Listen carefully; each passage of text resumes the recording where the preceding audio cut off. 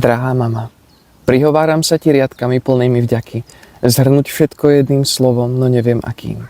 A ďakujem jediné, čo musí stačiť. Ako si ma pod srdcom toľké časy niesla, dovol nech ťa chvíľu nesem ja v úctivých piesňach. Naučila si ma hovoriť, ako v sebe srdce pre druhých utvoriť. Ďakujem, že si zo seba trhala kúsky, aby sme ľahšie zvládali skúšky. Že si moje pády vyslala modlitbou, moje hriechy zabalila utechou nevinnou. Udivuje ma, koľko toho dokážeš. Zo štipky soli uvariť hostiny, s trochou slova zahriať na celé hodiny. Naše čisté oblečenie zo špinavých vaní, keď nás ticho odprevádzaš z preplnených staníc. Mal som ti hovoriť viac, ako dobre ti to ide, ale to chlapec nepovie, až kým je muž. A koľko si toho zobrala na seba, pritom stále vravíš, že odmenu netreba. Tvoje ráno začalo skôr ako moje, aby sme mohli pokojne raňajky dojesť. Keď si mi fúkala odreté kolená, tá tvoja trpezlivosť nech je naveky chválená.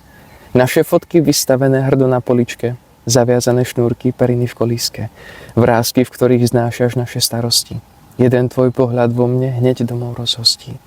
Ďakujem ti za detstvo utkané z objatí, tá láska od teba nikdy sa nestratí, lebo si večná, prvá a posledná. A nič také vzácne ako ty na svete nemám. Nevlastním toľko rokov, aby som ti splatil účet, preto len boskávam ruky, nadovšetko súdce.